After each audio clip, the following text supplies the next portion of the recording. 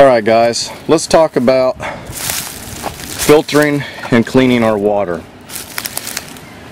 There's a million videos out there that talk about boiling water, and it shows people taking them straight out of the creeks and things like that. The fast flowing, nice clear water. Well, let's say that that's not an option for us and we find a flood zone like this.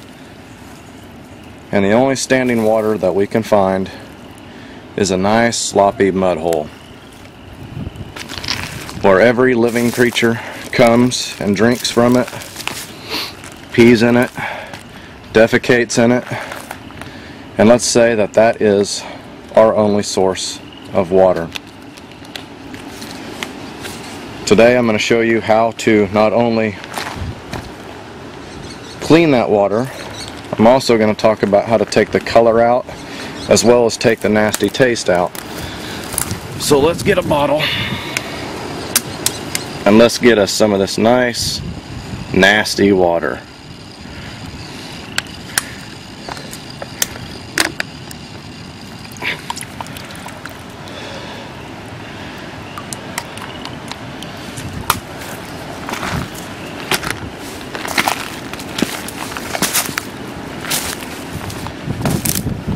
This bottle, if you're not carrying it with you, unfortunately, you've heard it before, but I'll say it again, in this day and age you can find trash everywhere. Let me just...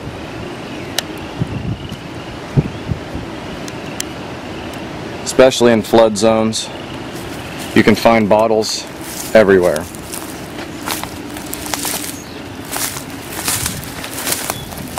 Okay, so I'm going to take this bottle of water and I'm going to take another bottle and I'm going to reset the camera up and show you how we are going to make a filter. But first thing is what I'm going to do is I'm going to get a little fire going, and I am actually going to make some char wood. And we're going to use that char wood to make this water taste a whole lot better than what it would taking it straight from that mud puddle. So I've got some pieces of wood broke up right here that I'm going to use. So I'm going to get a fire going right quick and I'll get right back with you guys and show you what we're going to do next. Okay, so we got our fire going. And it's going to take it a little bit. It's a little damp out here this morning, and it's very windy. For those of you that live in Kansas or have visited Kansas, you know that it is always windy and we are constantly battling the wind. Now, so what I've done is I've taken that wood that I broke up and I've put it right inside this tin here. Well, first off, let me get the bug out.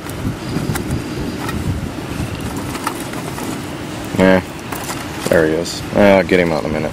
Anyway, all I'm going to do is I'm going to put the lid on this and I'll put it straight in the fire just as if I was making charred wood or char cloth. And as soon as that's all done, I will pull it off the fire and get right back with you guys and show you the next steps. Okay, hopefully you guys can see that. You can see that thick smoke that's rolling out the top and around the sides of that can.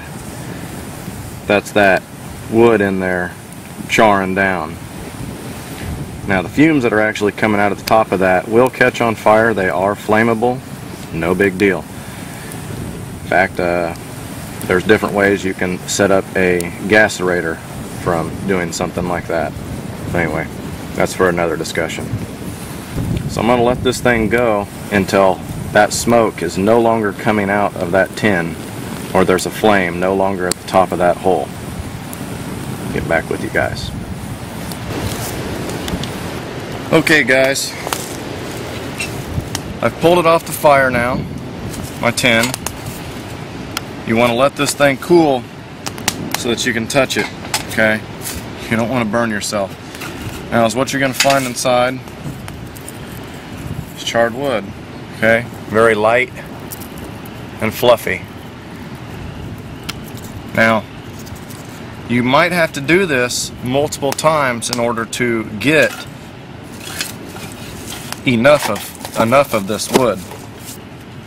This is a slow process, okay? There's nothing quick about doing this. Another way that you can do this is when you get your fire going really good, like mine is in the background right now. You can't see it, but go ahead and bury it at that point, and or basically what you're doing is the same thing as putting in this tin. You're just smothering out, depriving it of oxygen. Let that wood sit for a couple days. Come back and you'll find a fair share amount of this. Now the next thing that I'm going to do with all of that is I'm going to break it up into smaller pieces for the filtering process. So let me break it up and I will get right back with you. This is what I was talking about by breaking it down. I'm just taking a stick and I'm breaking it down into smaller pebble size pieces.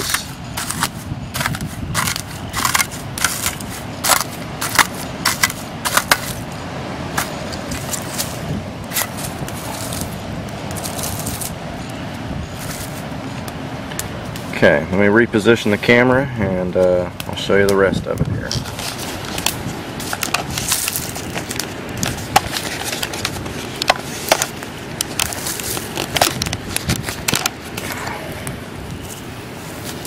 Okay.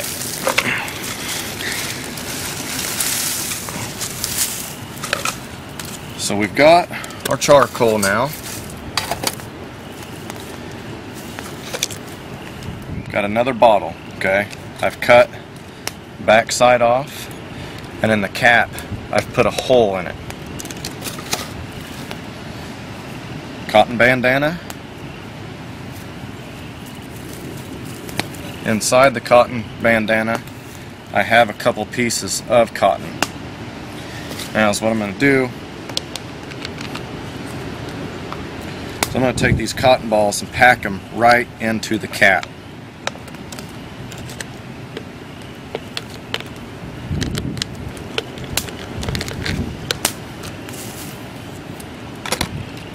Tamp it down with my stick.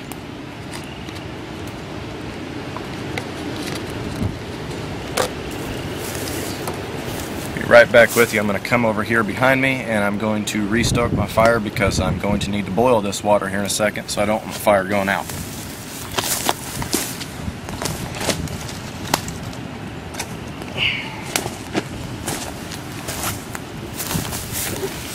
Okay, so we've got our cotton in there.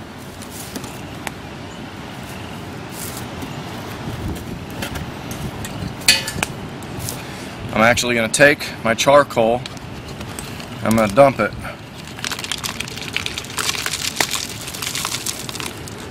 right in there.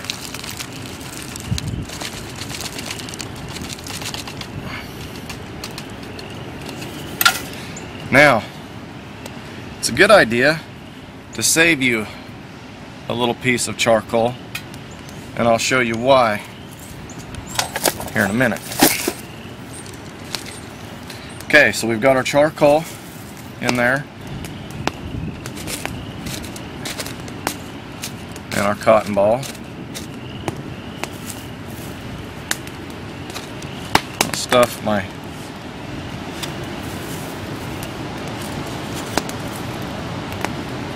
bandana over. Stuff that in there.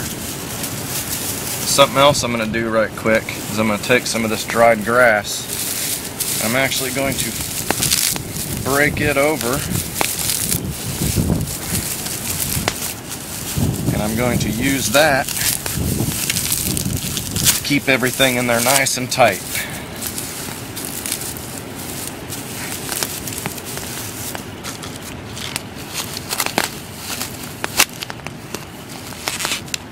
Stuff that right there just like that.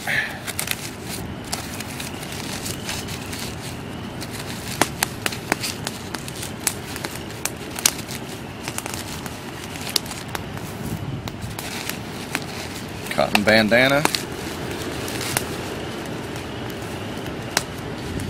Just like that.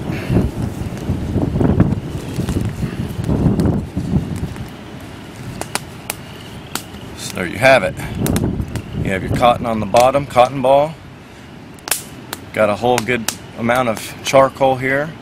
Got some dried grass. You could use smaller pebbles, sand, things like that right there as well. But I don't have any smaller pebbles, nor do I have any sand, so adapt and overcome, right? Then on top of that, a small bandana. Now I'm going to grab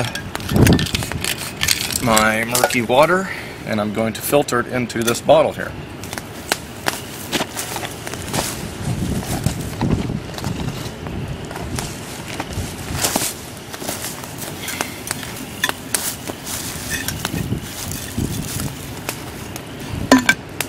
Place the filter right on top.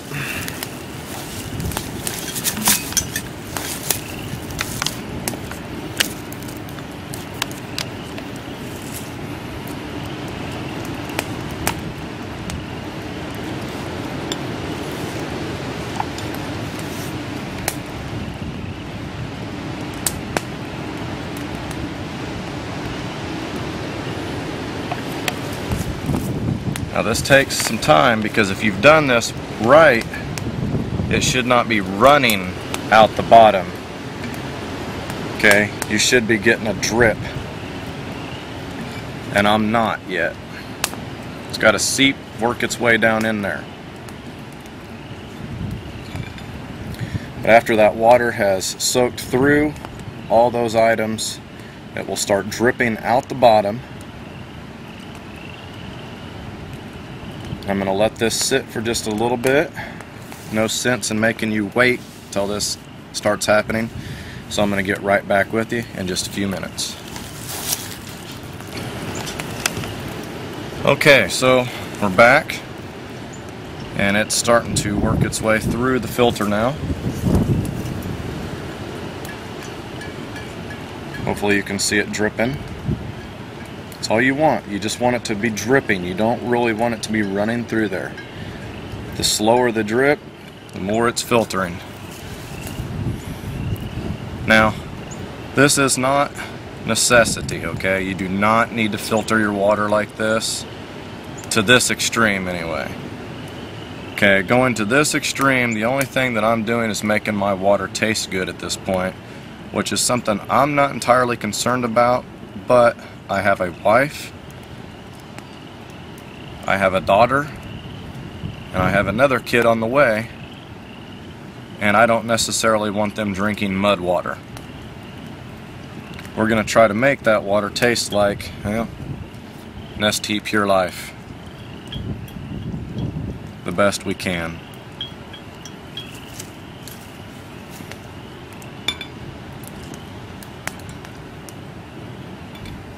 Okay, I'm going to let this drip down, get this all filtered, and I'll be right back with you.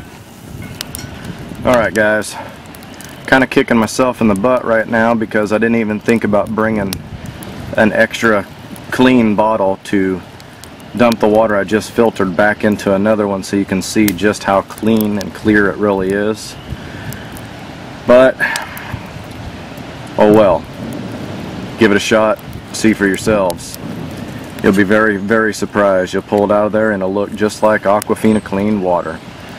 But anyway, filtered all that off, and now just like always, I'm going to boil it. Clear out any pathogens or parasites or anything like that. We've got all the junk out, so now let's get all the nastiness out, all the parasites and stuff, things that are going to make us sick. So I'm going to let that boil. I'll get right back with you as soon as it's done. Okay, and here we are with the conclusion, guys. It's all done. Still a little bit of steam coming off of it. I'd like to let this thing cool just a little bit more, but got some other things that I'd like to get done. So one thing to remember is that this entire process was probably a good hour and a half, 2 hours, something like that. So it's not a quick process, so be mindful of that if you get picky about the taste of your water, because if you pull it straight from the creek, boil it, it's good to drink. Pull it straight from that mud hole over there, boil it, you know, it's good to drink. That's just got some stuff in it that we probably don't necessarily want in it, and it's going to taste like nasty well water. It's just going to have this real irony, salty taste. So another thing I forgot to show you is I kept a little piece of that charcoal, and as what that piece was for was to actually put in this container while I boiled it, and that again will help with the flavor and everything. So let's see how she tastes. I think she might be a little warm still. Let me see.